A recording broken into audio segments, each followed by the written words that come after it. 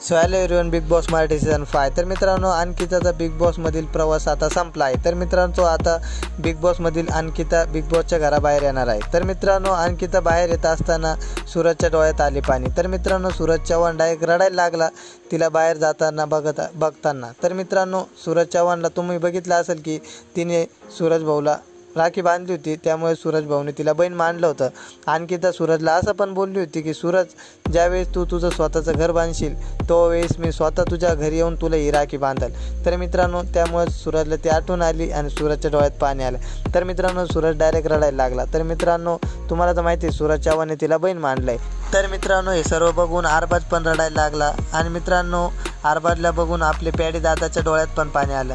तर मित्रांनो, हे सर्व बघून अंकिताला रडू यायला लागलं आणि अंकिता या घराच्या बाहेर होणार आहे। तर मित्रांनो, अनेक जण असं बोलत आहे की रितेश सर फ्रँक करत आहे, कारण की यावेळेस वोट काय देण्यात नव्हते आले, त्यामुळे डायरेक्ट बिग बॉसने हा डिसिजन घेतला होता की अंकिताला घराबाहेर काढू असं।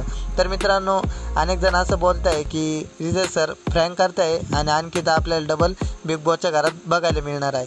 तर मित्रांनो, तुम्हाला वाटतं आहे खरंच आपल्या रितेश सरांनी फ्रँक केला आहे का? तर मित्रांनो, कमेंट करून नक्की सांगा, अंकिता डबल बिग बॉसच्या घरात दिसेल का नाही? तर मित्रांनो, व्हिडिओ आवडल्यास व्हिडिओ लाईक व आपल्या चॅनलला सबस्क्राईब करा व आपल्या सूरज भाऊ चव्हाणला मोठ्या प्रमाणात सपोर्ट करा।